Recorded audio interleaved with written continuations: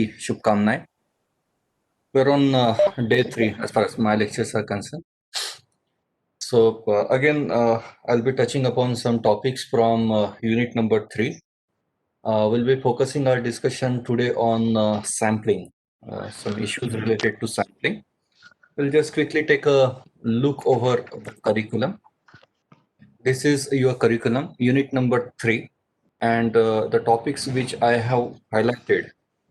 I'm going to cover these topics today, including various sampling techniques, need for sampling, sample size determination, then simple random sampling, cluster sampling, and stratified sampling. So this is what is being lined up for today's discussions. So these are the sequential steps that we typically follow while carrying out a research study, and specifically for survey-based research projects. So we typically start our research journey with topic selection, followed by title fixation, then research problem definition. Then we set our objectives, then hypothesis statements, then argues, that is research questions, then followed by selection of research design, then subsequent decisions in the form of measurement scaling and designing a questionnaire that we are done with yesterday. Followed by reliability and validity testing. Again, we have covered this particular topic yesterday, and then sampling. And after sampling, we follow the steps like data collection, then processing of data, and reporting. So this is what is the framework or sequential steps that we typically follow. और आप देख रहे हैं कि ये topic हम लोग cover कर रहे हैं, और यहाँ तक का जो पार्ट है, this is what is called as typically desk work. घर में बैठ के हम लोग जो काम करते हैं, desk work. So it is in the form of this, or sampling is the last step in your desk work. Then hereafter we typically resort to field work or laboratory work, you can say, agar experiment based project hai to. So data collection is more about executing your survey, and then followed by again analysis and report writing. Again, this is desk work. So आप देख सकते हो कि research करते वक्त most of the activities are desk work based. Okay, about 60 to 70%, लगभग 70% desk work होता है, और लगभग 25 से 30% आप सोच सकते हो कि ये आपका फील्ड वर्क या फिर लेबोरेटरी वर्क होता है. और ये मैं इसलिए बता रहा हूँ, बहुत सारे लोग बोलते हैं कि हम लोगों को टाइम नहीं मिलता है सर पीएचडी करने के लिए, रिसर्च करने के लिए. तो मैं आपको बता रहा हूँ कि मैक्सिमम काम तो घर में बैठ के करना है. तो आप रोज आधा घंटा 1 घंटा भी निकालते हैं तो भी ये स्टिपुलेटेड पीरियड ऑफ टाइम में हो जाता है.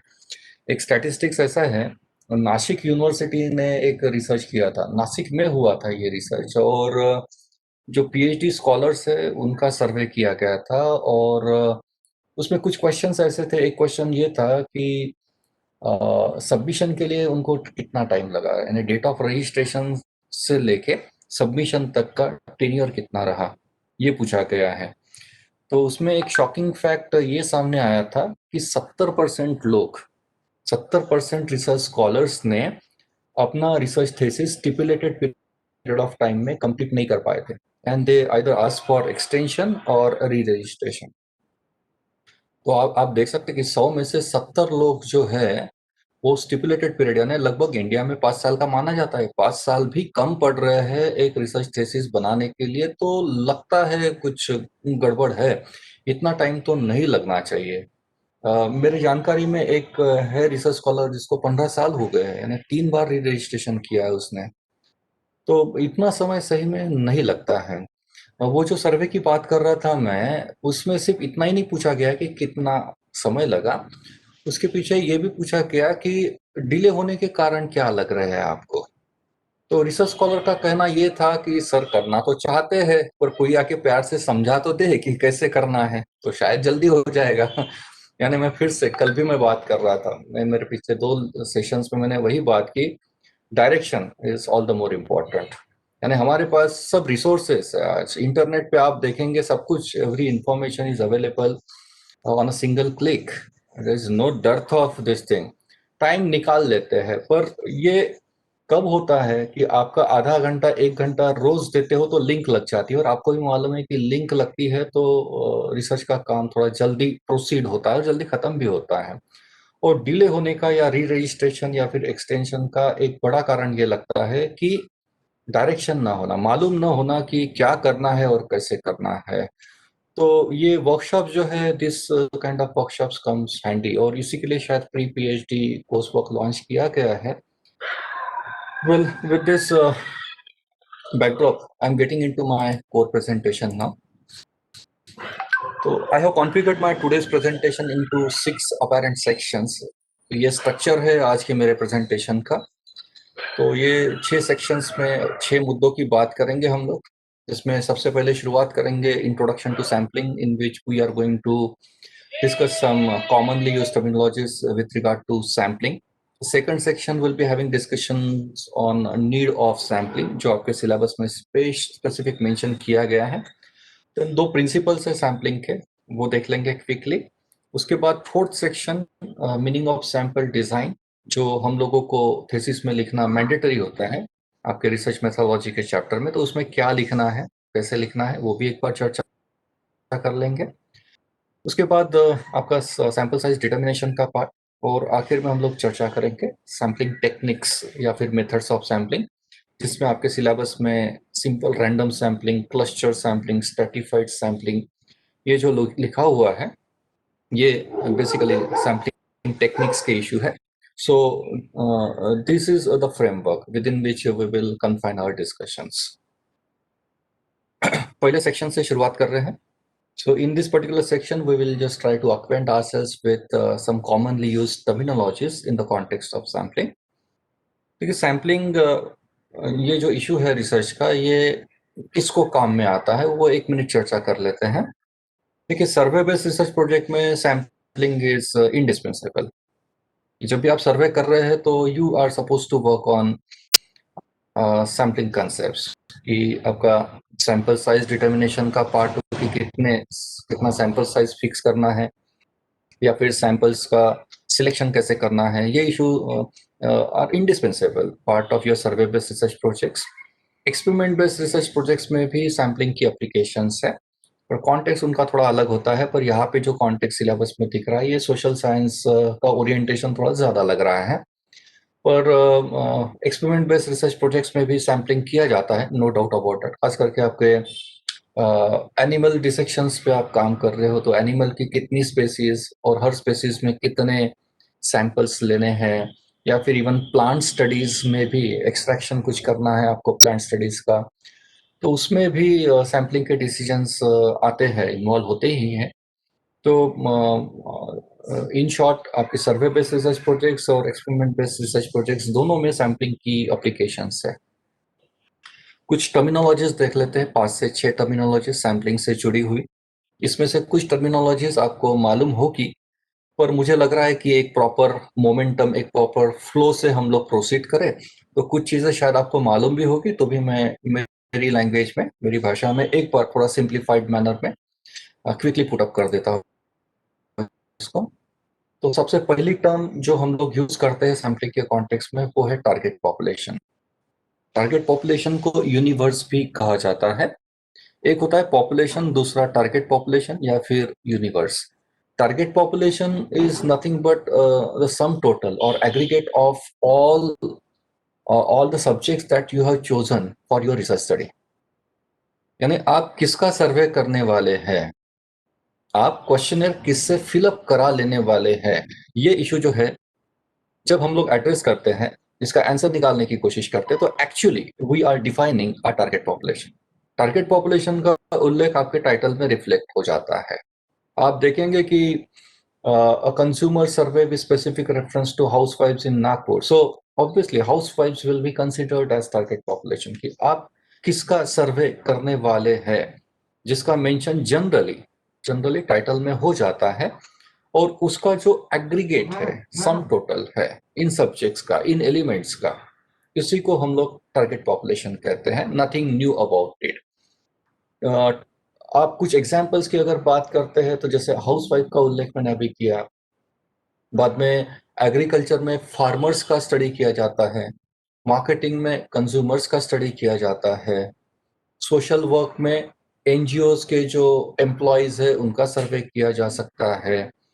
ऐसे अलग अलग स्ट्रीम में, जैसे लाइब्रेरी साइंस में लाइब्रेरियंस का सर्वे किया जा सकता है, एजुकेशन में स्टूडेंट्स का सर्वे किया जा सकता है, टीचर्स का सर्वे किया जा सकता है। बाद में फाइनेंस में बैंक एम्प्लॉयज हो या बैंक मैनेजर्स का सर्वे किया जा सकता है। तो ये सब जो हम लोग डिफाइन कर रहे हैं अभी कि हम लोग किन का सर्वे करना चाहता है, they will constitute our target population. Nothing new about it। और target population study to study differ करती है। हर रिसर्च प्रोजेक्ट के लिए शायद टारगेट पॉपुलेशन अलग हो सकती है। ये कुछ एग्जाम्पल्स है आपके टारगेट पॉपुलेशन के जो मैंने अभी डिफाइन किए हैं। कस्टमर के सर्वे हो सकते हैं, एम्प्लॉयज के हो सकते हैं, इवन कंपनीज, इंस्टीट्यूशंस, एजेंसीज, इनके भी सर्वे हो सकते हैं, स्टूडेंट्स के हो सकते हैं। स्टूडेंट्स यूजी के हो, स्कूल के हो, पीजी के हो, जूनियर कॉलेज के हो, या इवन रिसर्च स्कॉलर्स। अभी जो मैं आज सवेरे एक एग्जाम्पल साइट कर रहा था, रिसर्च स्कॉलर का ही सर्वे किया गया था। हाउसवाइफ्स का हो, फार्मर्स का हो, बैंकर्स का हो, इन्वेस्टर्स का हो और रिटेलर्स का हो, ये सब हमारे टारगेट पॉपुलेशन कंस्टिट्यूट करते हैं। दूसरी जो टर्मिनोलॉजी है that is called as your sample. तो सैंपल ये टर्म हमारे लिए नई नहीं है। Even day to day life में भी we get confronted with sample and sampling. कि खास करके महिलाएं जब आप किचन में खाना पकाती है, कोई सब्जी आपने बनाई है, तो परोसने से पहले आप वो जो सब्जी कढ़ाई में रखी है उसमें से एक स्पूनफुल आप निकाल के देखते हो, टेस्ट करते हो, ये जानने के लिए कि नमक मिर्च और बाकी मसाले ठीक मात्रा में पड़े हैं या नहीं है सब्जी में। और हम लोग टेस्ट देखते हैं कि कैसी बनी है सब्जी। तो ऑब्वियसली कढ़ाई में जो बड़ा लॉट पड़ा है दैट इज टारगेट पॉपुलेशन, और उसमें से एक छोटा लॉट जो स्पूनफुल है हमारे पास, जो एग्जामिनेशन पर्पस के लिए we have taken out from a larger lot, that smaller lot is considered as sample. हम लोग ग्रोसरी शॉप में जाते हैं, हमको गेहूं परचेस करना है, इफ सपोज 50 kg। हम लोग ग्रोसरी शॉप पे जाके वो जो सैक है 50 kg का, उसको ओपन करके एक मुट्ठी निकाल के देखते हैं, उसको एग्जामिन करते हैं। द हैंडफुल ऑफ लॉट, वो जो है वो शायद 50 ग्राम होगा, हम लोग 50 ग्राम एग्जामिन करते हैं and we infer about 50 kg। So 50 kg जो लॉट है that is your target population. और जो हमारे हाथ में the handful of smaller lot, that smaller lot is typically considered as sample. हम लोग ब्लड टेस्ट कराते हैं, तो ऑब्वियसली पैथोलॉजी लैब का जो असिस्टेंट होता है हमारे ब्लड का सैंपल लेता है। यानी क्या, population is a larger lot and sample is a smaller lot which has been derived or drawn from a larger lot. So to put it in systematic words, sample is a subset of a larger lot which we typically taken out from a larger lot. So sample is a subset, is a subgroup you can say, or it may be a segment of the larger lot that we have defined to study. This is pictorial presentation. As you can see, this larger lot is your target population, and this smaller lot that we have taken out for study purpose, this smaller lot is sample. Then the third term in line is a sampling. So sample और sampling में हल्का सा फर्क है, ing लग चुका है, so you know very well ing जो है वो continuous tense indicate करता है, और continuous tense ongoing activity को indicate करता है। ing ये एक प्रोसेस को इंडिकेट करता है, एक एक्शन को इंडिकेट करता है। So put it in simple words, sampling is a process. It's a process of identifying and selecting your samples from the defined target population. I'm again repeating. Sampling is a process, it's a systematic step-by-step procedure of identifying and selecting your samples from your defined target population. So this is your defined target population, and out of this I have followed some systematic procedures and I have identified these four as my samples, and I have included them in my study in the form of a sample survey. You can say they are a part of my sample survey. So sampling indicates an action of identifying and picking up samples from defined target population. Next term in line is census. There are three levels of surveys. There are three levels of surveys. The apex level. The apex level is considered as census survey. Census survey, and you might have come across this particular term for n number of times because Indian government undertake census survey in India every 10 years. Okay, so census is complete enumeration. Census, so put it in simple words, census is complete enumeration. What does this mean? Complete enumeration. आपने target population define किया हुआ है और target population में जितने भी subjects है या जितने भी एलिमेंट्स है उन सब का जब आप सर्वे करते हो तो उसको सेंसस सर्वे कहा जाता है. इफ सपोज एक just for the sake of example हम लोगों को नागपुर में हाउस वाइफ्स का एक स्टडी करना है और हमको ये जानना है कि नागपुर की हाउस वाइफ्स का मंथली मोबाइल बिल कितना आता है. ठीक है, अभी नागपुर सिटी की जो पॉपुलेशन है अकॉर्डिंग टू नागपुर सिटी की बात कर रहा हूं मैं, according to 2011 census survey Nagpur city की पॉपुलेशन है लगभग 33.5 lakh, 33.5 lakh. Okay, this is what is called as city's population. पर हमारा टॉपिक क्या है? हाउस वाइफ्स का सर्वे है. So we need to define our target population. So target population must constitute only housewives. Getting me? Not this all the people. So housewives approximately ये 7 लाख है नागपुर में. I'm not pretty sure about this figure, but approximately 7 lakh. So this 7 lakh will be considered as a target population. And if we survey all these 7 lakh housewives, then that survey will be considered as a census survey. Target population में जितने भी house wives है उन सबका हमने सर्वे में inclusion किया हुआ है और हमारा क्वेश्चनियर पूरे 7 लाख पे हमने एडमिनिस्टर किया है. That survey is considered as census survey. The second level out of this three, the first one is a census, the second one is a sample survey. Second one is a sample survey.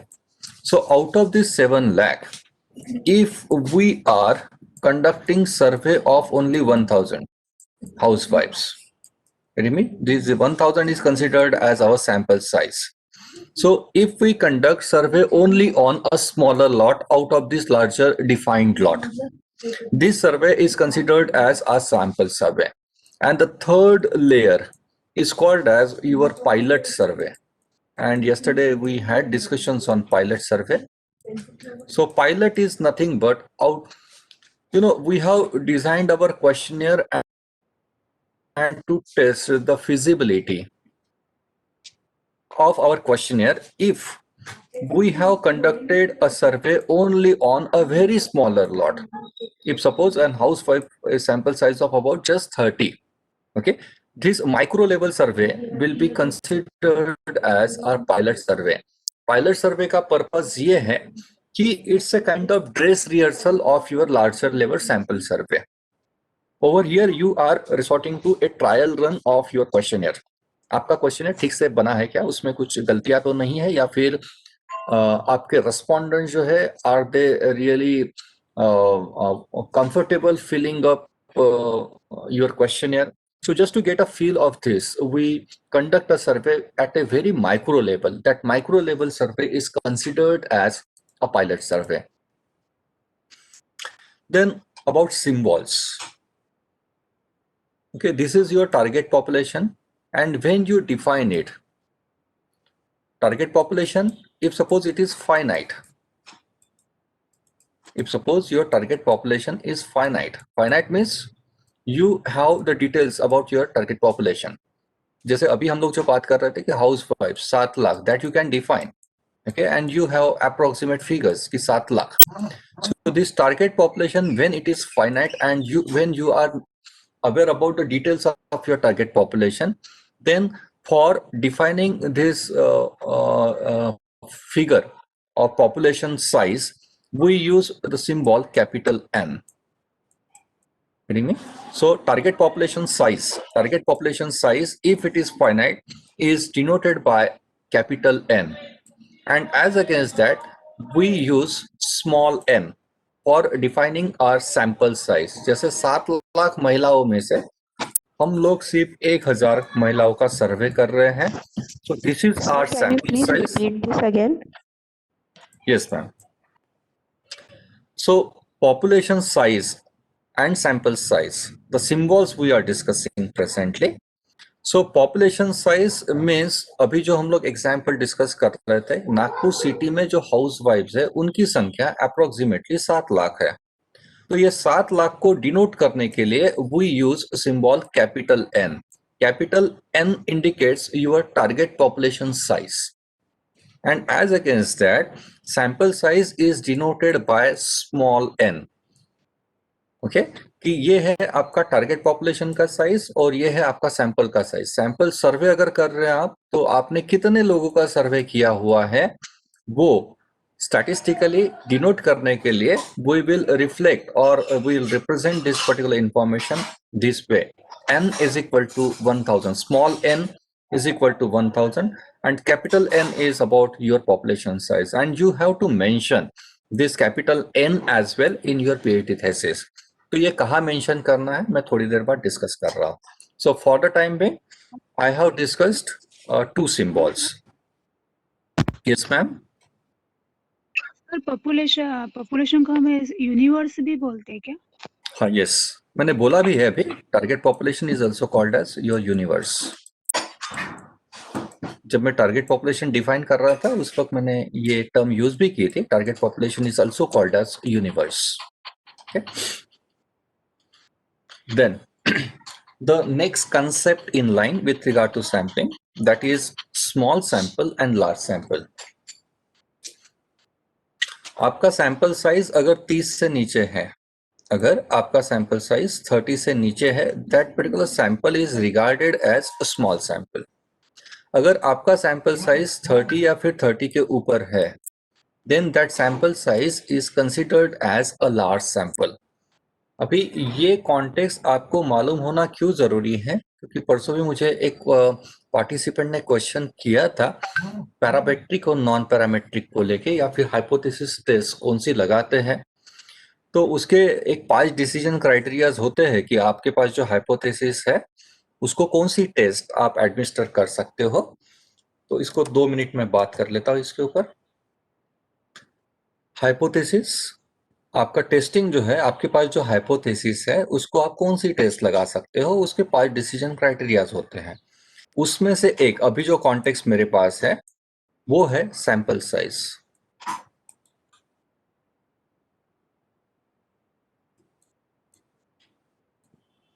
Sample size, अगर आपका sample size small है when n is less than 30, तो there is a dedicated test called as T test that you can use over here, t-test. And if your sample size is large, that is if n is greater than or is equal to 30, then you use generally z-test. But this is not the case that कि आपका sample size, if suppose hypothetically n is greater than 30, यानी if suppose your n is 1000, it is not that कि you can't apply t-test. Even at a larger sample size, you can apply t-test. What is the criteria? देखिए z-test कब करते हैं, जब आपके पास population का standard deviation जो sigma से डिनोट होता है, जब आपके पास पॉपुलेशन का स्टैंडर्ड डेविएशन है तब हम लोग z-test करते हैं. और आपके पास पॉपुलेशन का स्टैंडर्ड डेविएशन नहीं है और आपके पास आपने सर्वे किया है, तो ऑब्वियसली सैंपल का स्टैंडर्ड डेविएशन जो स्मॉल एस से डिनोट करते हैं ये तो आ जाएगा आपके पास. जब आपके पास स्मॉल एस है उस वक्त कंपल्सरीली हम लोग टी टेस्ट ही करते हैं. और कल भी मैं बता रहा था कि जेड टेस्ट जनरली नहीं करते हम लोग. क्यों नहीं करते हैं? क्योंकि हमारे पास सिग्मा नहीं होता है most of the times. Population के स्टैंडर्ड डेविएशन के फिगर जनरली मिसिंग रहते हैं या अवेलेबल नहीं होते हैं। इसलिए हम लोग सर्वे करते हैं और आप सर्वे करने के बाद सैंपल का मीन निकालते हो और मीन निकल गया तो स्टैंडर्ड डेविएशन निकल जाएगा। यानी कि हमारे पास most of the time small s होता है, इसलिए हम लोग 1000 का भी सैंपल क्यों ना हो, यानी सैंपल साइज 30 के ऊपर भी क्यों ना हो, हम लोग टी टेस्ट एडमिनिस्टर करते हैं। दूसरा एक सैंपल साइज का कॉन्टेक्स्ट यहाँ पे लगता है कि पैरामेट्रिक और नॉन पैरामेट्रिक। तो आपका सैंपल साइज अगर 30 से नीचे है तो कंपलसरीली आपको नॉन पैरामेट्रिक टेस्ट ही करनी होती है, और आपका सैंपल साइज अगर 30 से ऊपर है तो फिर पैरामेट्रिक टेस्ट रिकमेंडेड होती है। पर ये एक क्राइटेरिया है, पर पैरामेट्रिक नॉन पैरामेट्रिक को बाकी भी क्राइटेरियाज होते हैं, जैसे टेस्ट ऑफ नॉर्मेलिटी हो या फिर आपका स्केल हो डेटा का, कि आपका नॉमिनल लेवल पे अगर डेटा है तो नॉन पैरामेट्रिक ही करनी है। नॉमिनल और ऑर्डिनल जो होता है उसमें नॉन पैरामेट्रिक ही करते हैं, और इंटरवल और रेशो स्केल का जो डेटा है उसको पैरामेट्रिक टेस्ट ही करते हैं। तो ये भी एक कंसेप्ट मैंने क्लियर कर दिया आपका। अभी बात कर रहे हैं हम लोग सैम्पलिंग फ्रेम की।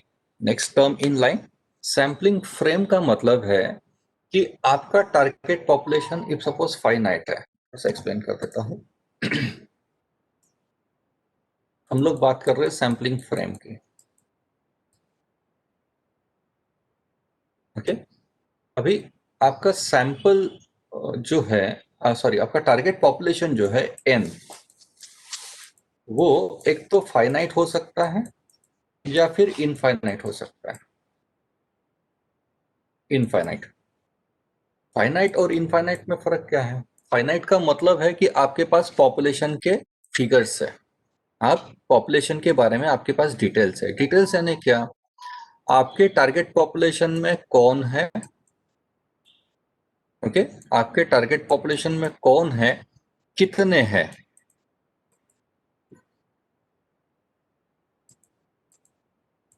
और वो कहाँ कहाँ है, ओके। ये डिटेल्स अगर आपके पास है तो आपके टारगेट पॉपुलेशन को फाइनाइट माना जाता है। मैं फिर से रिपीट कर रहा हूं, आपका टारगेट पॉपुलेशन फाइनाइट हो सकता है या फिर इनफाइनाइट।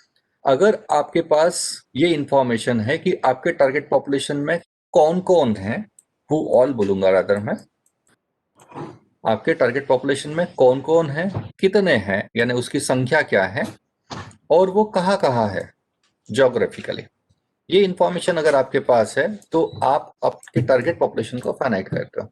अगर ये इंफॉर्मेशन मिसिंग है तो आपका टारगेट पॉपुलेशन इनफाइनाइट माना जाता है। में अभी सैम्पलिंग फ्रेम ये जो कंसेप्ट है ये सिर्फ फाइनाइट टारगेट पॉपुलेशन के कॉन्टेक्स्ट में यूज होती है। जब आपका टारगेट पॉपुलेशन फाइनाइट है उस वक्त आप सैम्पलिंग फ्रेम बना सकते हो। अभी ये जो चीज है ना, ये तीनों एड्रेस करने वाला जो डॉक्यूमेंट है that is what is called a sampling frame. में यानी क्या? Sampling frame is simply a list.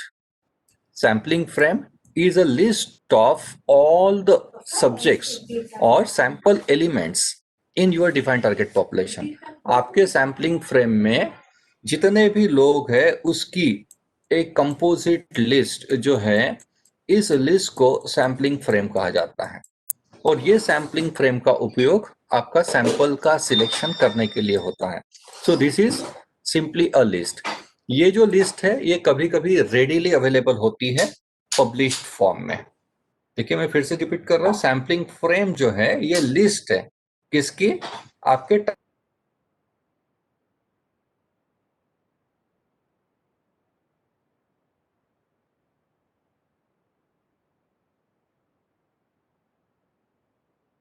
या फिर ये अवेलेबल नहीं होगी पब्लिश फॉर्म में। यानी में ये पब्लिश फॉर्म का एक एग्जांपल जस्ट कंसीडर कर सकते हैं हम लोग कि आप लोगों को बीएसएनएल के सब्सक्राइबर्स लैंडलाइन वाले, उनका अगर कोई सर्वे करना है तो टेलीफोन डायरेक्टरी बीएसएनएल की वही हमारी सैम्पलिंग फ्रेम हो जाएगी, क्योंकि बीएसएनएल के लैंडलाइन धारक जो है उनकी एक कंपोजिट लिस्ट पब्लिश फॉर्म में अवेलेबल है। इफ सपोज जो नासिक के सर्वे की मैं बात कर रहा था रिसर्च स्कॉलर्स की, अगर हम लोगों को वैसा ही कोई सर्वे नागपुर यूनिवर्सिटी में जो लोग पीएचडी कर रहे हैं यानी पीएचडी रिसर्च स्कॉलर्स इन नागपुर पिछले 5 साल में जिन्होंने एनरोलमेंट किया है, उनका अगर सर्वे करना है तो ऑब्वियसली यूनिवर्सिटी में एक रजिस्ट्रेशन लिस्ट मेंटेन की जाती है आपका डिसिप्लिन वाइज और सब्जेक्ट वाइज भी। यानी वो जो पीडीएफ फाइल है वो आपके पास भी सेव होगी, जिसमें आपका खुद का नाम भी है। आपने सिनॉप्सिस का, आरआरसी का वाइवा क्लियर करने के बाद वो लिस्ट बनती है, नोटिफिकेशन आता है, तो that list will be considered as your sampling frame. Students level के कोई सर्वे करने हैं तो ऑब्वियसली स्टूडेंट्स के रोल कॉल या फिर उनके enrollment numbers will be considered as sampling frame. आपको इफ सपोज एम्प्लॉयज का सर्वे करना है कि गवर्नमेंट सर्विस में जो लोग हैं और गवर्नमेंट में सपोज सिर्फ banks, government bank, public sector banks के जो एम्प्लॉयज है उनका सर्वे करना है, तो ऑब्वियसली वहां पे एक पेरोल मेंटेन किया जाता है, तो वो payroll will be considered as your sampling frame. तो कभी कभी ये रेडिली अवेलेबल होता है या फिर कभी कभी आपको ये तैयार करना होता है, पर ये कंपलसरी एक्टिविटी नहीं होती है। ये डिटरमाइन करता है कि आप सैम्पलिंग किस तरीके से करने वाले हैं। तो मैं थोड़ी देर बाद आपका हमारा जो सेकंड हाफ रहेगा आज का, सेकंड सेशन मेरा, उसमें मैं मेथड्स ऑफ सैम्पलिंग की बात करने वाला हूँ। तो उस वक्त और एक बार मैं सैम्पलिंग फ्रेम की चर्चा उस वक्त करूंगा विद एग्जाम्पल। ये देखिए कुछ एग्जाम्पल्स है सैम्पलिंग फ्रेम के, कि इफ सपोज नागपुर में कोई लोकल लेवल के इलेक्शंस है और हम लोगों को एग्जिट सर्वे करना है, ओपिनियन सर्वे करना है कि कौन सी पॉलिटिकल पार्टी चुन के आ सकती है, तो उसको लेके आपको भी मालूम है कि वार्ड वाइज और जोन वाइज वोटर्स की लिस्ट पब्लिश फॉर्म में अवेलेबल होती है। That voters list will be considered as a sampling frame. Telephone directory जैसे मैंने आपको बताया, स्टूडेंट्स एनरोलमेंट लिस्ट के बारे में मैंने बात की, उसके बाद पेरोल के बारे में मैंने बात की। तो ये कुछ एग्जाम्पल्स है आपके सैम्पलिंग फ्रेम के। उसके बाद representative sample, this is the next term in line. So sample representative होना जरूरी होता है। What does this mean? आपका रिजल्ट प्रिसाइज आने का या न आने का कोई कारण है, तो ये कंसेप्ट है कि आपका सैंपल अगर रिप्रेजेंटेटिव है तो फिर आपको रिजल्ट्स प्रिसाइज मिल जाते हैं। अगर आपका सैंपल रिप्रेजेंटेटिव नहीं है तो रिजल्ट्स ठीक से आते नहीं है। और वाइवा में एक क्वेश्चन हमेशा मैंने देखा है, आपके प्री सबमिशन वाइवा हो या फाइनल वाइवा हो पीएचडी का, उसमें एक क्वेश्चन जनरली पूछा जाता है कि आपने सैंपल रिप्रेजेंटेटिव कैसे किया है, ट्राई टू जस्टिफाई। तो यहाँ पे आपको ये कंसेप्ट मालूम होना जरूरी है कि सैंपल रिप्रेजेंटेटिव करना यानी क्या और करते कैसे हैं। सिंपल सी बात है, सैंपल रिप्रेजेंटेटिव करना यानी क्या? आपका जो डिफाइंड टारगेट पॉपुलेशन है उसमें इनहेरेंटली कुछ हेट्रोजेनिटी होती है। हेट्रोजेनिटी का मतलब है विविधता। विविधता ये जेंडर वाइज हो सकती है, मेल फीमेल हो सकते हैं, एज ग्रुप वाइज हो सकती है, कोई छोटे बच्चे होंगे, कॉलेज गोइंग होंगे, कुछ यूथ होंगे, कोई आपके बड़े लोग होंगे, बुजुर्ग होंगे। तो आपके टारगेट पॉपुलेशन में कुछ ना कुछ हेट्रोजेनिटी होती है। जब आप उस हेट्रोजेनिटी को आपके सैंपल में रिप्रेजेंटेशन देने की कोशिश करते हो तो actually you are trying to make your sample representative. Representative यानी क्या? आपके टारगेट पॉपुलेशन में whatever possible heterogeneity is there, you are trying to incorporate that heterogeneity in your sample. That is what is called as making your sample representative. To make your sample representative, 3 parameters होते हैं, एक एक करके समझा देता हूँ। देखिए ये एक सिंपल सा एग्जांपल है वुमन एसएचजीज को लेके। टोटल नंबर ऑफ वुमन एसएचजीज okay or if suppose 6000 okay और ये जो सर्वे है ये 3 डिस्ट्रिक्ट प्लेसेस में कंडक्ट किया गया है, नागपुर, वर्धा और चंद्रपुर। अभी इस पर्टिकुलर सेंस में हम सैंपल रिप्रेजेंटेटिव करेंगे यानी क्या? आपका capital N is 6000 woman SHG members okay और ये हम लोगों को कंडक्ट करना है। ये टोटल जो है ये 3 डिस्ट्रिक्ट की है, Nagpur, then Wardha and then Chandrapur. यहाँ पे जितने भी महिला बचत गट है उनकी सभासदों की संख्या टोटल जो है वो है 6000 ओके। अभी यहाँ पे आपको सैंपल रिप्रेजेंटेटिव करने के लिए इसका ब्रेकअप जानना होगा कि ये 6000 में से नागपुर, वर्धा और चंद्रपुर का ब्रेकअप क्या है। इफ सपोज नागपुर में 3000 है, यानी 50%, यहाँ पे 30% और यहाँ पे 20%, इफ सपोज हाइपोथेटिकली, हाँ, getting me? So this is what is called as your target population composition. This is your target population composition. And now, out of this 6,000, if you wish to conduct a survey of hypothetically 1,000, means if suppose your capital N, you have decided 1,000, then while making your sample representative, you are supposed to break your total sample size according to this population proportion. यानी 50% आपके 500 जो samples है ये नागपुर से होने चाहिए, यानी 1000 का 50% इज 500, 1000 का 30% इज 300 और 1000 का 20% यानी 200. This is how you should make a breakup of your sample, and this is what is called as making your sample a representative. This is one of the criteria, as you can say. There are other criteria. There are 3 criteria. पहला जो criteria वो basic है कि आपने जो target population define की है आपका सैंपल उसमें से ही होना चाहिए. And if you are drawing your sample from the defined target population में क्या होगा कि आप अगर हाउसवाइफ का सर्वे कर रहे हैं, नागपुर सिटी बोल रहे हैं, आप नागपुर सिटी बोल रहे हैं, तो you should draw your samples of housewifes from Nagpur city only. आप नागपुर सिटी की जो बाउंड्रीज है, geographic boundaries I am talking about, you cannot go beyond these geographic boundaries. Okay, whenever you are selecting your defined samples within the geographic territory, then you are actually trying to make your sample representative, and this is the foremost criteria, the first criteria. Second one is you are trying to cover the possible heterogeneity in your target population, and this is what is called as taking a cross section of your target population. What does cross section mean? जैसे अभी हाउसवाइफ्स की बात हो रही थी हमारी, Nagpur city में हाउसवाइफ्स, और हमको यहाँ पे निकालना क्या है, तो ऑब्वियसली हम लोगों को निकालना है इनका average monthly mobile bill. Average monthly mobile bill, this is the variable that we are suppose to examine. अभी यहाँ पे पॉसिबल हेट्रोजेनिटी यानी क्या, ये बात हो रही है पैसे की, तो पैसा यानी क्या, इनकम, ये क्राइटेरिया हो गया. और इनकम जो है ये हाउसवाइफ्स का सभी का 7 लाख जो है इनका अलग अलग हो सकता है. So you are suppose to divide this group into 3, lower income group, then middle income group and then higher income group, and you are supposed to take samples from all the three, so as to get a genuine average mobile bill. Get me?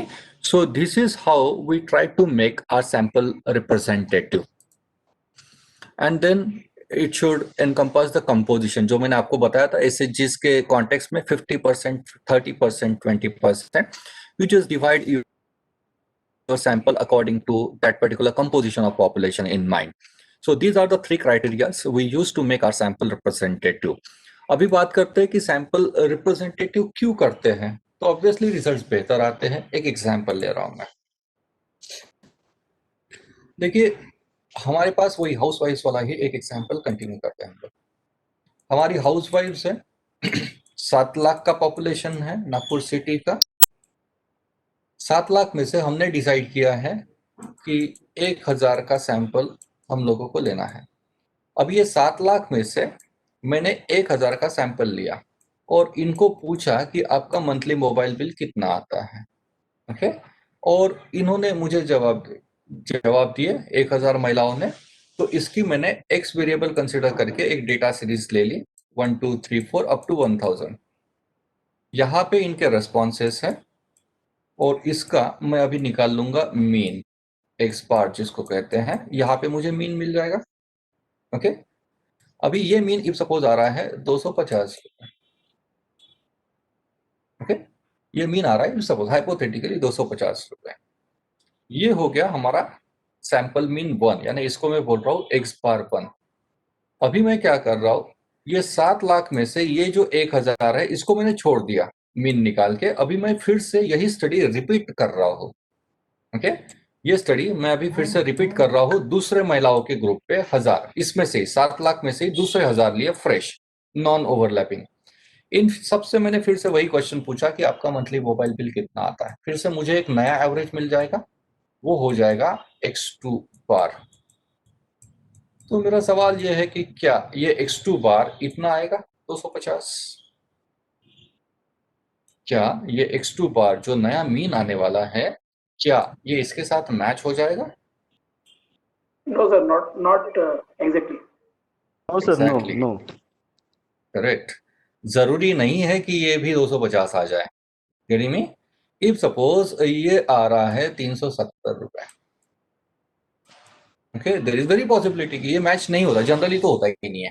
Okay, अभी मैंने क्या किया कि ये study फिर से एक बार repeat की, और फिर से ये 2000 का सैंपल छोड़ के फिर से एक तीसरा 1000 का फ्रेश नॉन ओवरलैपिंग सैंपल लिया, और इनको मैंने पूछा कि आपका मंथली मोबाइल बिल कितना आता है। मुझे फिर से एक तीसरा मीन मिल जाएगा x3 बार। फिर से मेरा सवाल ये है कि क्या x3 बार ये दोनों में से किसी एक मीन के साथ मैच करेगा? No, sir. Correct. It is not necessary, it is not necessary कि ये तीसरा Not मीन जो है necessary. वो इसके साथ। एग्जैक्टली।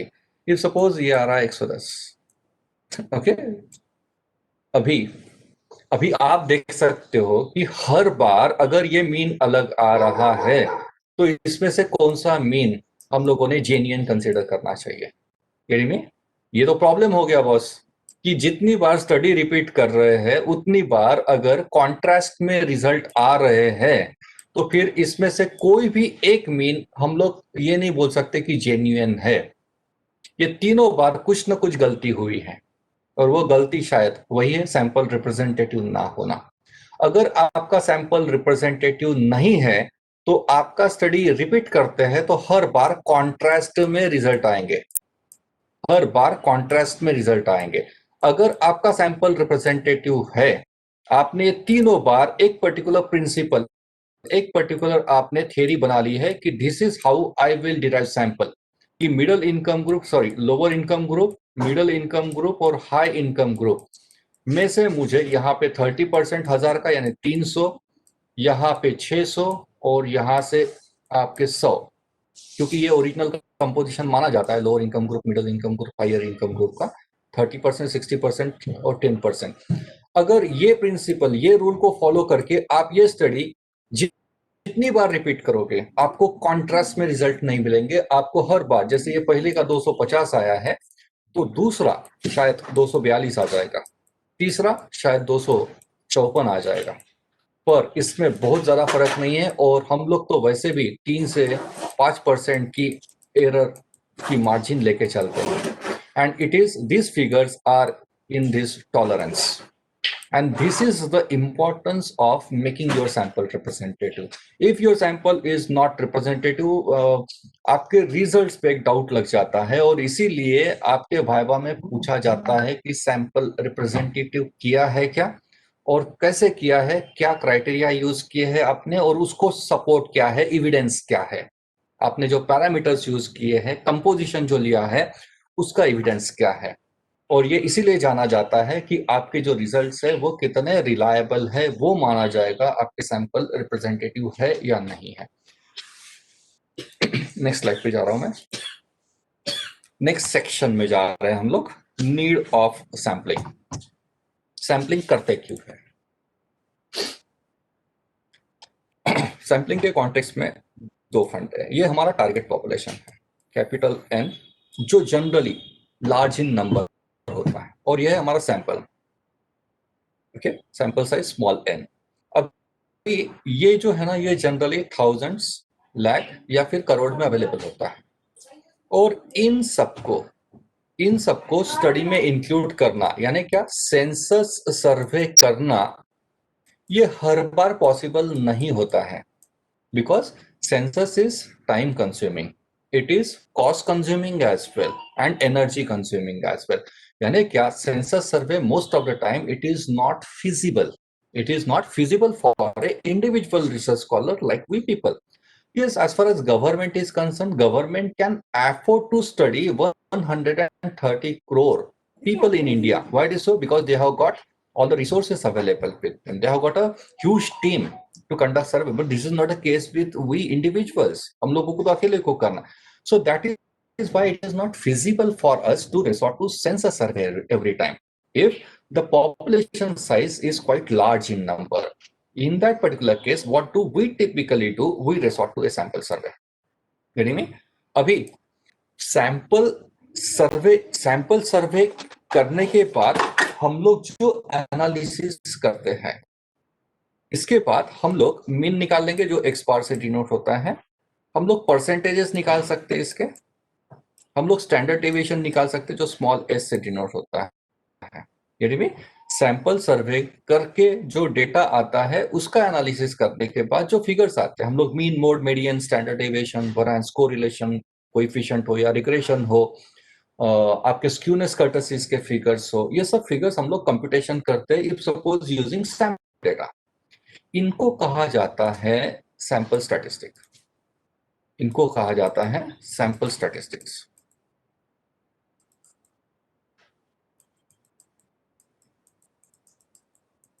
वही हाउसवाइफ वाली ही केस कंसीडर करते हैं. फिर से ये 7 लाख है और ये 1000 है. n is equal to 1000. Okay, 1000 का सर्वे करने के बाद आपके पास सैंपल का मीन आ जाएगा जो अभी हम लोग पकड़ रहे थे 250 रुपए. इसका स्टैंडर्ड डेविएशन भी आ जाएगा और कुछ हद तक आपके higher income group, middle income group और लोअर इनकम ग्रुप या परसेंटेज भी निकाल लेंगे कि कितना परसेंट है सैंपल का कंपोजिशन का. ये फिगर्स आ जाएंगे. ये फिगर्स को हम लोग कहते हैं सैंपल स्टैटिस्टिक्स. अगर ये ऐसा ना करते हुए अगर हम लोग पूरा 7 लाख का सर्वे करते हैं तो वो सेंसस सर्वे कहलाएगा. सेंसस सर्वे करने के बाद भी हम लोग एनालिसिस करेंगे और फिगर्स क्या निकलेंगे? यही तो निकलेंगे, mean, mode, median, standard deviation, variance. तो जब हम लोग पॉपुलेशन का मीन जिसको म्यू से डिनोट करते हैं, पॉपुलेशन का मीन और स्टैंडर्ड डेविएशन और पॉपुलेशन के परसेंटेज, ये हम लोग कंप्यूट कर सकते हैं. यानी कि आप पॉपुलेशन का mean, mode, median, standard deviation, variance हो या फिर आपका स्क्यूनेस कर्टसिस हो या कोरिलेशन कोएफिशिएंट हो या बाकी जो भी आपको कैलकुलेशंस करने हैं वो पॉपुलेशन के भी होते हैं और सैंपल के भी होते हैं. जब आप सैंपल का स्टैटिस्टिक्स, सैंपल के जो मीन, मोड, मीडियन वगैरह निकालते हो उसको सैंपल स्टैटिस्टिक्स कहा जाता है. और यही अगर पॉपुलेशन के हैं तो इसको कहा जाता है पॉपुलेशन पैरामीटर्स. इनको कहा जाता है पॉपुलेशन पैरामीटर्स. थोड़ा सा नोट भी कर लेंगे आप, पॉपुलेशन पैरामीटर्स. ओके, अभी सैंपलिंग करते क्यों है? क्योंकि दिस इज नॉट फिजिबल. तो सैंपल का स्टैटिस्टिक्स यूज करके पॉपुलेशन का अंदाजा लगाना कि हमने हाउसवाइफ्स का 1000 हाउसवाइफ्स का सर्वे किया और मीन निकाला, वो आया है 250. ये मीन किसका है? ये मीन है 1000 का. और हमको फाइंडिंग किसके बारे में लिखनी है? 7 लाख के बारे में. 1000 के आप फाइंडिंग में ये थोड़ी लिखोगे कि 1000 महिलाओं का मीन इतना मिला. आप तो बोलेंगे कि नागपुर सिटी में जो हाउसवाइफ्स है उनका मंथली मोबाइल बिल इतना आता है. यानी क्या?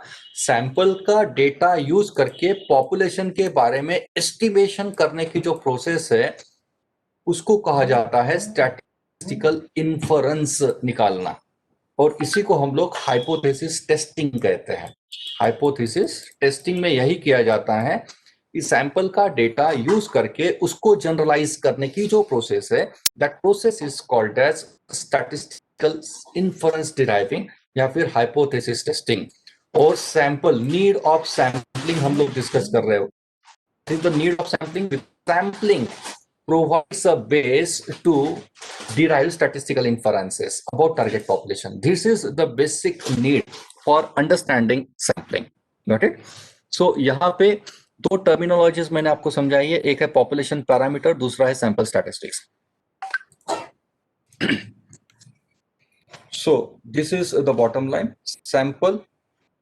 सैंपल के फिगर यूज करके आप पॉपुलेशन के बारे में जब इन्फरेंसेस निकालते हो, that process is considered as inferential statistics, and sampling provides a foundation to inferential statistics as a subject discipline.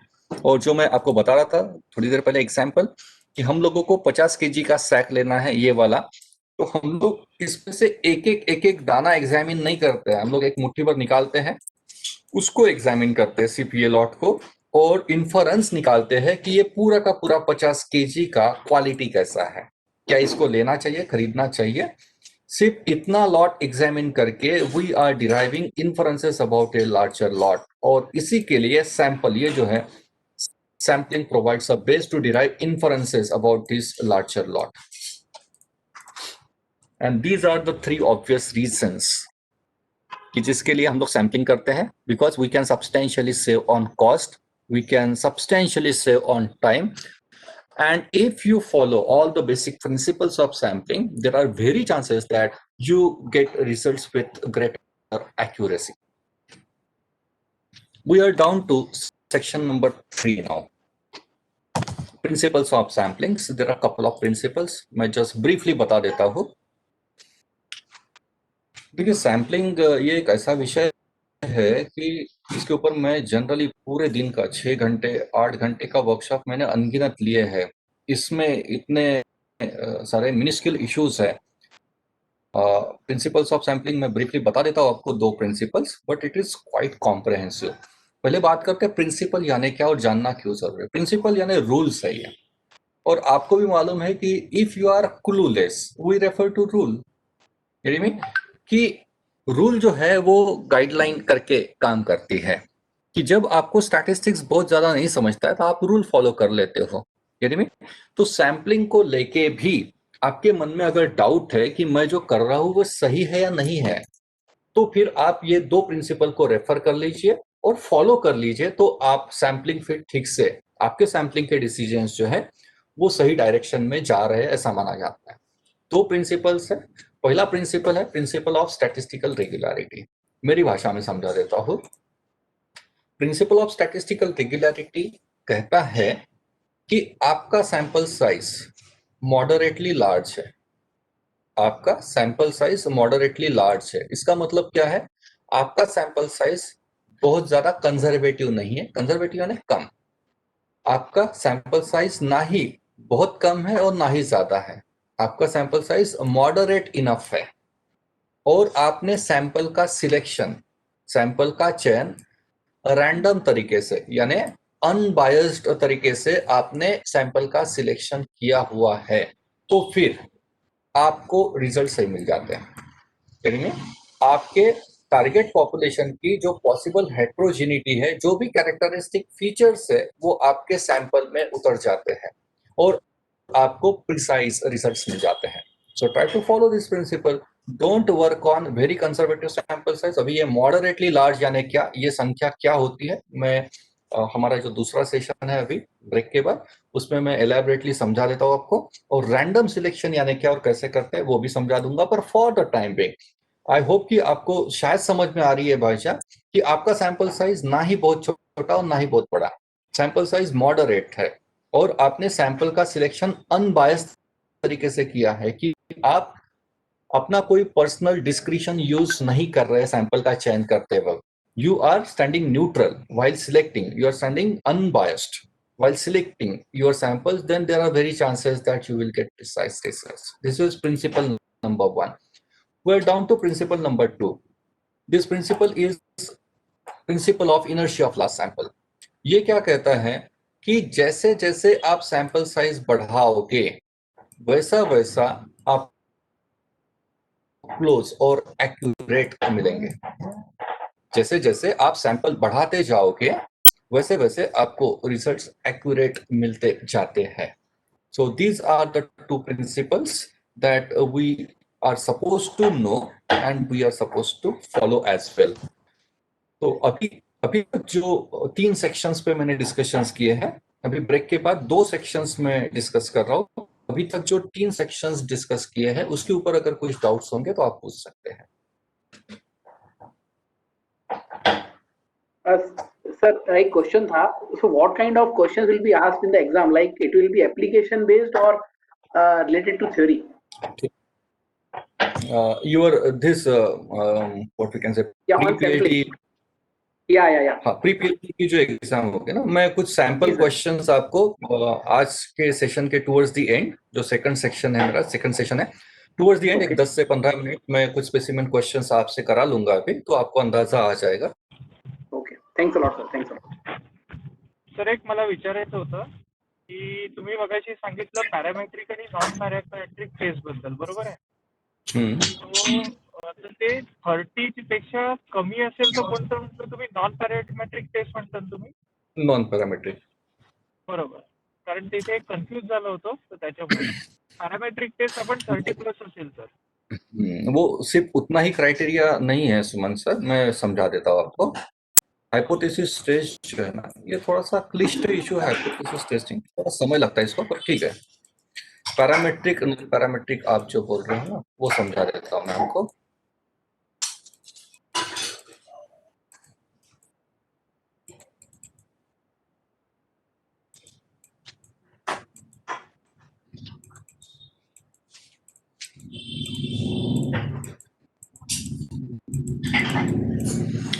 बात करते हैं पैरामेट्रिक यानी क्या.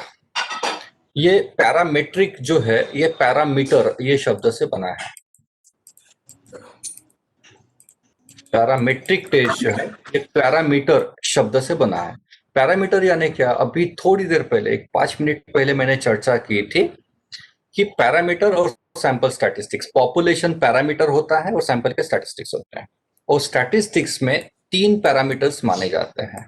एक होता है मीन, दूसरा होता है स्टैंडर्ड डेविएशन, और तीसरे होते हैं प्रोपोर्शन, जिसको हम लोग आम आदमी की भाषा में परसेंटेज कहते हैं. जब आप हाइपोथेसिस टेस्टिंग करते हो और हाइपोथेसिस टेस्ट करते वक्त आप ये तीनों में से कोई भी 2 यूज कर रहे हो. आप तीनों में से कोई भी 2 जब यूज कर रहे हो हाइपोथेसिस टेस्टिंग करते वक्त, तो उस टेस्ट को पैरामेट्रिक टेस्ट कहा जाता है. यानी क्या, आपकी हाइपोथेसिस टेस्ट जो है, एक तो इसका कॉन्फ़िगरेशन होता है मीन बेस्ड टेस्ट होती है, और एक होती है प्रोपोर्शन बेस्ड टेस्ट. प्रोपोर्शन यानी परसेंटेज बेस्ड. तो आपने सुना होगा या किताबों में आप देख लेंगे मेरा लेक्चर होने के बाद, आपको दिखेगा टी टेस्ट फॉर मीन दिखेगा आपको, and T test for proportion भी दिखेगा. जेड टेस्ट फॉर मीन होती है, जेड टेस्ट फॉर प्रोपोर्शन भी होती है. आप जो बोलते हैं मैंने टी टेस्ट किया, ये मीनिंगलेस सेंटेंस है, क्योंकि टी टेस्ट 3-4 प्रकार की होती है, अलग अलग टेस्ट है. वैसे ही जेड टेस्ट अलग होती है. आपने टी टेस्ट मीन की है, या टी टेस्ट प्रोपोर्शन की है, या टी टेस्ट यूनिवेरिएट की है, या टी टेस्ट बायवेरिएट की है. इसमें फ्लेवर्स है. एक पेयर्ड होती है, एक assuming equal variances, unequal variances, ऐसे कुछ फ्लेवर्स है टी टेस्ट और जेड टेस्ट के. तो ये जो टेस्ट है, इनको पैरामेट्रिक कहते हैं, जहां आप मीन बेस या फिर प्रोपोर्शन बेस करते हो. अभी जो बात हो रही थी सैंपल साइज, अगर 30 से नीचे है तो नॉन पैरामेट्रिक ही करते हैं. ये दूसरा क्राइटेरिया. मैंने पहला क्राइटेरिया बताया, पैरामेट्रिक कब करते हैं, जब आप हाइपोथेसिस टेस्टिंग में मीन, स्टैंडर्ड डेविएशन या फिर परसेंटेज का उपयोग करते हो, तो उसको पैरामेट्रिक कहते हैं. तीसरा एक क्राइटेरिया है, पैरामेट्रिक कब करते हैं, जब आपके डेटा का डिस्ट्रीब्यूशन नॉर्मल है. जब आपका डेटा नॉर्मली डिस्ट्रीब्यूटेड है, तो फिर पैरामेट्रिक टेस्ट की जाती है. नॉर्मल डिस्ट्रीब्यूशन यानी क्या, आपकी जो डेटा सीरीज है एक्स वाली, जो अभी हमने महिलाओं का मंथली मोबाइल बिल पूछा, यहाँ पे आपके आंकड़े हैं 1 से लेके 1000 तक. इसका अगर आप प्लॉट बनाते हो, और ये प्लॉट इस तरीके से आता है, बेल शेप. ये प्लॉट ऐसा कैसे आएगा, जब आप इसका हिस्टोग्राम बनाओगे. ये डेटा जो है आपके पास, इसका हिस्टोग्राम बना लेंगे आप. ओके,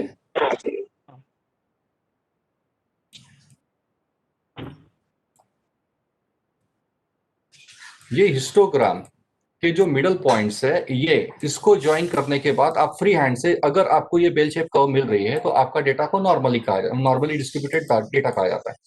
अगर आपका डेटा नॉर्मली डिस्ट्रीब्यूटेड है, तो हम लोग पैरामेट्रिक टेस्ट करते हैं. और पैरामेट्रिक टेस्ट के एग्जांपल्स कौन से हैं, तो टी टेस्ट, जेड टेस्ट, आपका कोरिलेशन का टेस्ट, रिग्रेशन हो गया, एनोवा हो गया. ये सब जो टेस्ट है, ये एग्जांपल्स है पैरामेट्रिक के.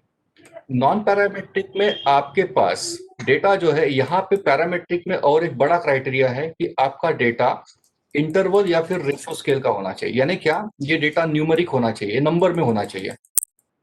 तो ही पैरामेट्रिक टेस्ट यूज करते हैं। नॉन पैरामेट्रिक कब करते हैं? जब आपके पास नंबर में डेटा नहीं है, आपके पास कैटेगोरिकल फॉर्म में डेटा है, मेल फीमेल वाला डेटा है, आपके पास कैटेगोरिकल डेटा है, काउंटेड फॉर्म में डेटा है, उस वक्त नॉन पैरामेट्रिक करते हैं। नॉन पैरामेट्रिक तब करते हैं जब आपका डेटा का डिस्ट्रीब्यूशन नॉर्मल नहीं है, आपके पास रैंक के फॉर्म में डेटा है। और इसमें कुछ एग्जांपल्स की अगर बात करते हैं तो काई स्क्वायर टेस्ट जो है वो नॉन पैरामेट्रिक है। उसके बाद Mann Whitney U test, Wilcoxon sign rank test, ये कुछ एग्जांपल्स है। क्रिस्टल वैली से ये कुछ एग्जांपल्स है आपके नॉन पैरामेट्रिक के। और ज्यादा डिटेल में जाके मैं आपको कंफ्यूज नहीं करना चाहता हूँ, क्योंकि ये एनालिसिस का पार्ट है जो मेरे बाद शायद आपको दूसरे कोई फैकल्टी पढ़ाएगी, उस वक्त शायद और ज्यादा क्लियर हो जाएगा आपके कंसेप्ट्स। सुमन सर क्लियर है अभी? हो सर, क्लियर है, thank you. Sir, I wanted to ask something. Yes ma'am. Sir, this is Akansha asking. I wanted to know about pilot study and pilot sampling. Okay, ठीक।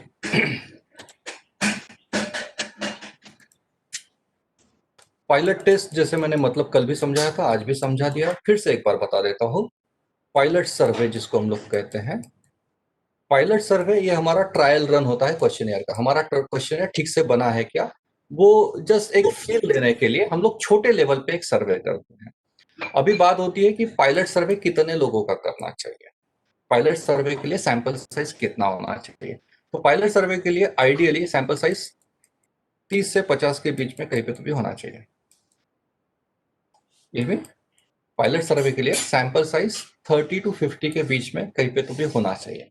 दूसरा एक question जो शायद आकांक्षा madam ने पूछा नहीं है पर मुझे बार बार आता है कि सर हमने क्वेश्चनियर बनाया और आपने आपका क्वेश्चनियर ये एक छोटे से ग्रुप पे एडमिनिस्टर कर लिया, ओके, और कुछ सजेशंस आए यहाँ से, या फिर आपको भी फील आया कि कुछ जगह डिफिकल्टी हो रही है, कुछ सवालों के जवाब ब्लैंक आ रहे हैं, तो वो सवालों का क्या करना आपने निकाल दिया, या फिर से उसको आपने रीड्राफ्ट किया और नया क्वेश्चनियर आपने फाइन ट्यून कर लिया।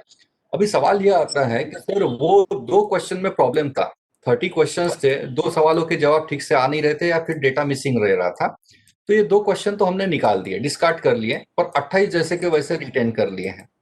अभी ये 30 से 50, इफ सपोज 30 का सैंपल आपने लिया है, तो ये पूरे 30 लोगों ने ये 28 सवालों के जवाब तो ऑलरेडी दे दिए हैं, तो क्या हमने इसका इंक्लूजन हमारा जो 1000 का सैंपल है इसमें कर लेना चाहिए, और बचे हुए 28 को छोड़ के बचे हुए जो है इसमें से उनका ही सर्वे करना चाहिए? तो इसका जवाब ना है। इसका जवाब ना है। आपने पायलट सर्वे के लिए जो भी क्वेश्चनियर फिलअप करा लिए हैं वो आप फाइनल सर्वे में आपने यूज नहीं करने चाहिए।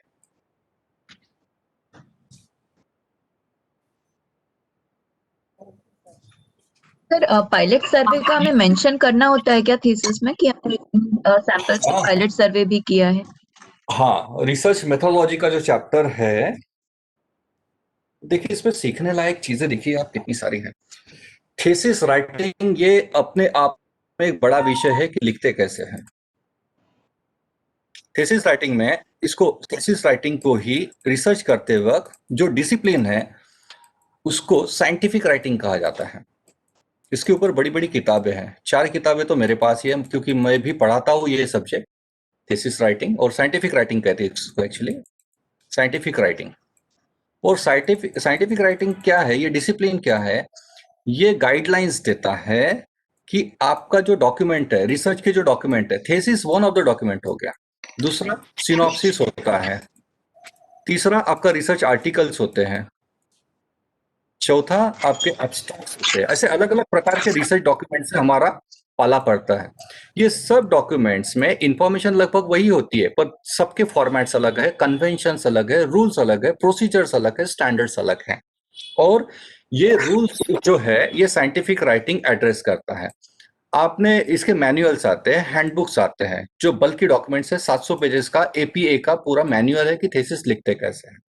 अभी जो बात हो रही थी कि सर पायलट टेस्टिंग के बारे में आपके थीसिस में लिखना है क्या? बिल्कुल लिखना ही है। आप जो भी कर रहे हो हर चीज को रिपोर्टिंग करना अपेक्षित है आपका।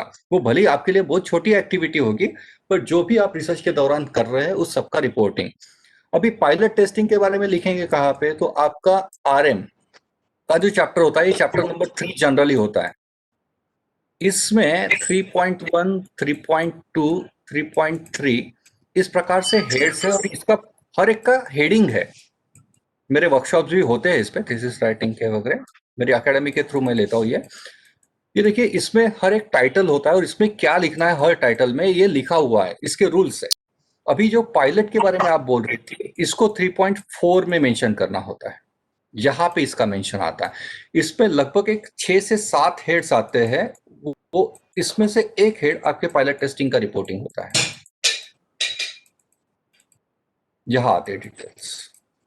तो यहाँ पे आप पायलट टेस्टिंग में रिपोर्टिंग करते वक्त आपने किया या नहीं किया वो, उसके बाद आपका सैंपल साइज कितना था पायलट टेस्टिंग का, आपने ये पायलट टेस्ट कहाँ कंडक्ट की यानी एरिया, बाद में इसके पार्टिसिपेंट्स कौन थे, ये पायलट टेस्ट किस पे की गई, उसके डिटेल्स, आपके सैंपल के डिटेल्स, जिसको सैंपल एलिमेंट्स कहते हैं, सैंपल एलिमेंट्स कौन से थे, ये लिखना अपेक्षित होता है पायलट टेस्टिंग में। और समय, कितना समय आपको लगा, कहाँ से कहाँ तक आपने कितने समय तक पायलट टेस्ट की, ये सब डिटेल्स इसमें आते हैं।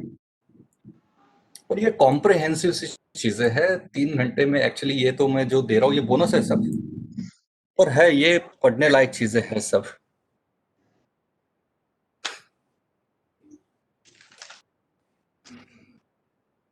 और कोई क्वेश्चंस है?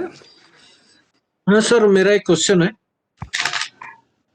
हाँ सर। सर, ये रिप्रेजेंटेटिव सैंपल है, जैसे एक आधी गवर्नमेंट स्कीम रहती है, वो पूरे गांव को उसका फायदा होता है, तो उसमें हाँ। से सैंपल चूज करते हुए अपन रिप्रेजेंटेटिव सैंपल किसको ये करें? सर आपने जो इंफॉर्मेशन प्रोवाइड की है 2 लाइन में, ये इनएडिक्वेट लग रही है मुझे कुछ फर्दर कमेंट्स करने के लिए। तो आपका ये प्रोजेक्ट स्पेसिफिक क्वेरी होगी तो जरूर मुझे फोन करिएगा, मैं आपका सिनॉप्सिस देख के ठीक से कमेंट कर पाऊंगा। ठीक है सर, ठीक। Hello sir. Sir pilot study में जो हम क्वेश्चनर लेके जाते हैं, शेड्यूल लेके जाते हैं, इंटर शेड्यूल, तो उसमें सर एटलीस्ट बेसिक क्वेश्चन भी नहीं लिख सकते, यानी उसमें से कुछ क्वेश्चन लेना चाहिए या कुछ भी नहीं लेना चाहिए?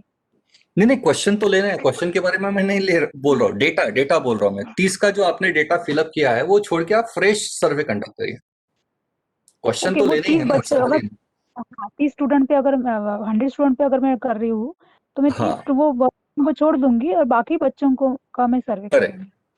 बाकी बच्चों का नहीं, आप फ्रेश 100 का ही करेंगे, ये 30 को छोड़ देंगे। देखिए सिंपल सी बात है कि आपने घर में पार्टी रखी है और पार्टी में 50 लोग आने वाले हैं, और आप इफ सपोज कोई एक डिश उस पर्टिकुलर पार्टी में आप सर्व करने की सोच रहे हैं, तो सर्व करने से पहले आपको लग रहा है कि वो जो पार्टी है वो पार्टी से पहले घर में एक बार करके तो देखते हैं कि बराबर बन रही की डिश नहीं डिश। तो ऑब्वियसली आपने बस आपके घर के जो 4 लोग हैं उनके लिए वो डिश बना के देखी, ओके, वो तो ट्रायल रन था ना कि हो रही कि नहीं हो रही है आपसे। तो वो जो डिश आपने ट्रायल लेवल पे बनाई हुई है वो पार्टी के दिन उस दिन तो उनको सर्व नहीं करेंगे ना, यानी में पार्टी के लिए तो अलग से ही खाना बनेगा, फ्रेश खाना फ्रेश बनेगा फूड ना। हाँ एग्जैक्टली, बस वही चीज यहाँ पे है। ये अच्छे से याद सर आएंगे। एक और हाँ सर और एक मेरा क्वेश्चन था, जैसे आपने बताया कि मैंने क्वेश्चन में 30 क्वेश्चन दिए, राइट? उसमें से 2 क्वेश्चन में बच्चों को प्रॉब्लम आ रही है। 2 question, so they have answered 28 question very well, but they are facing problem in the 2 questions. Okay, so in my final questionnaire, can I change that 2 questions, or I just remove that 2 question and I keep my questionnaire just for 28 number of questions?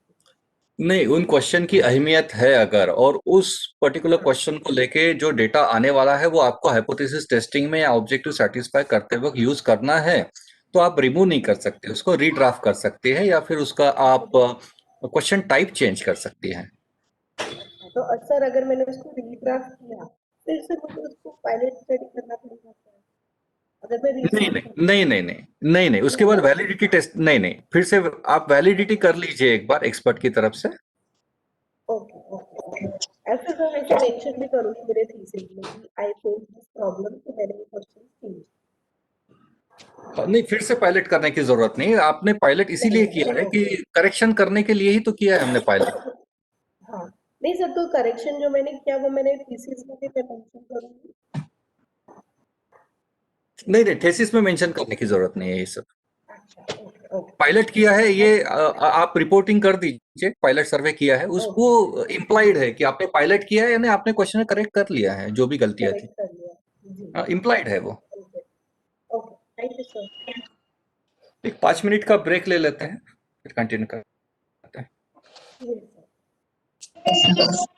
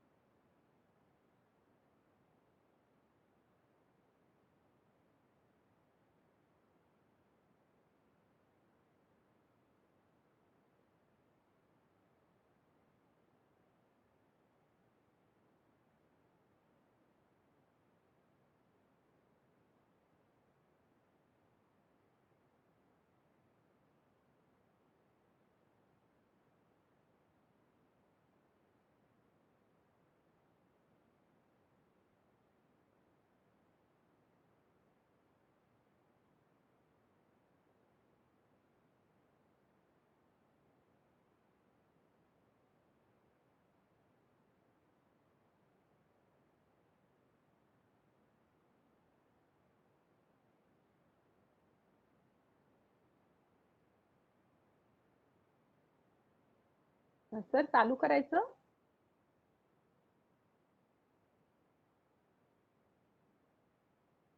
Hello. Am I audible, friend? Yes, ma'am, you're audible. Yes, ma'am, you are audible. Yes, ma'am, you're audible. Sir, shall we start?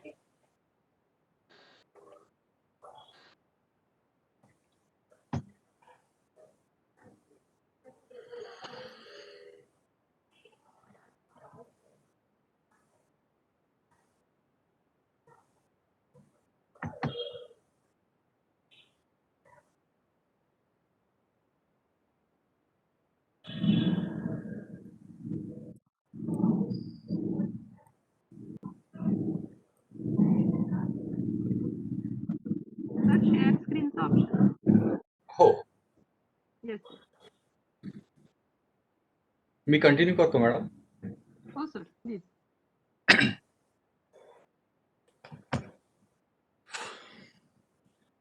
Okay, section 4 में जाते हैं, sample design. सो sample design आपके research methodology का जो chapter होता है thesis में, उसमें 3.3 या फिर 3.4 जो हेड होता है उसमें हम लोग सैंपल डिजाइन लिखते हैं. ये मैंडेटरी है आपको सैंपल डिजाइन मेंशन करना आपके थीसिस में हो या इवन पेपर में भी लिखते हैं, रिसर्च पेपर में. ओके, सैंपल डिजाइन यानी कि आप पहले वो समझ लेते हैं. तो इट्स अ डेफिनेट प्लान कि आपने सैंपल का चयन कैसे किया और सैंपलिंग से रिलेटेड डिसीजन जिसको सैंपलिंग कंसिडरेशंस कहते हैं. सैंपलिंग कंसिडरेशंस या फिर सैंपलिंग डिसीजंस, ये इसका रिपोर्टिंग हम लोग सैंपल डिजाइन में करते हैं. इसमें 5 से 6 इश्यूज आपको एड्रेस करने होते हैं सैंपल डिजाइन में. यानी लिखना क्या है वो बताने की कोशिश कर रहा हूँ. सैंपल डिजाइन में एक 5 से 6 इश्यूज आते हैं, से आप देख रहे हो स्क्रीन पे. सबसे पहले एरिया ऑफ सर्वे, कि आपने ज्योग्राफिकली है, आपने ये सर्वे कहाँ किया हुआ है ज्योग्राफिकली, वो आप मेंशन कर सकते हो. दूसरा, आपके टारगेट पॉपुलेशन कौन है या जिसको यूनिवर्स कहते हैं उसके डिटेल्स. अभी टारगेट पॉपुलेशन में आप बता सकते हो कि टारगेट पॉपुलेशन कौन है, उनके डेमोग्राफिक आप बता सकते हो. यहाँ पे जियोग्राफिक दे दिया आपने, यहाँ पे आप डेमोग्राफिक दे सकते हो. और उसके साथ साथ आप कैपिटल एन, यानी आपका टारगेट पॉपुलेशन फाइनाइट है या फिर इनफाइनाइट है उसका उल्लेख कर सकते हो. अगर फाइनाइट है तो फिर आप पॉपुलेशन का साइज यहाँ पे लिख सकते हो. उसके बाद फिर सैम्पलिंग फ्रेम, फाइनाइट है अगर तो ही सैम्पलिंग फ्रेम आएगा, अदरवाइज नहीं. अगर सैम्पलिंग फ्रेम आप यहाँ पे मेंशन कर रहे हो तो ये पब्लिश फॉर्म में है या अनपब्लिश फॉर्म में है, ये आपको मेंशन करना अपेक्षित है, पब्लिश या फिर अनपब्लिश फॉर्म में. अगर पब्लिश फॉर्म में है तो फिर उसके पब्लिकेशन या फिर बिब्लियोमेट्रिक डिटेल्स, जैसे वो बुकलेट का टाइटल क्या है, उसके पब्लिशर कौन है, एडिशन कौन से साल का है और कहाँ से ये प्रिंट हुआ है, यानी सिटी, ये सब डिटेल्स आपको देना अपेक्षित होता है विद साइटेशंस. उसके बाद सैंपल यूनिट, ये भी बात करता है हु. आप बोलेंगे कि टारगेट पॉपुलेशन में तो ऑलरेडी लिख लिया है कि किसका सर्वे कर रहे हैं, तो यहाँ पे और क्या लिखना है वो मैं समझा देता हूँ आपको. उसके बाद फिर सैंपल साइज, आपने कितने लोगों का सर्वे किया हुआ है, हाउ मेनी, यहाँ पे आप लिखेंगे. जस्ट मिनट, मेरे मोबाइल की बैटरी डाउन हो गई है.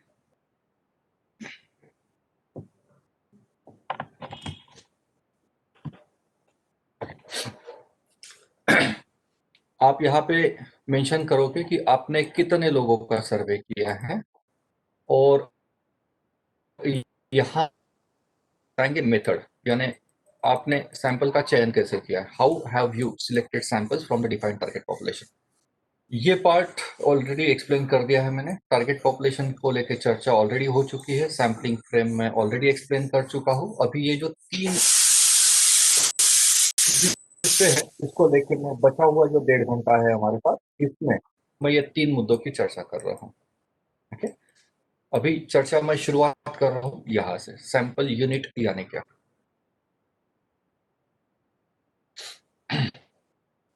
सैंपल यूनिट, सैंपल साइज और सैम्पलिंग प्रोसीजर, ये 3 इश्यूज मैं एड्रेस कर रहा हूँ। सैंपल यूनिट बात करेगा who is to be surveyed, sample size how many to be surveyed, and sampling procedure या फिर methods of sampling, how should respondents be chosen. अभी हम लोग जा रहे हैं सैंपल यूनिट पे, how who is to be served.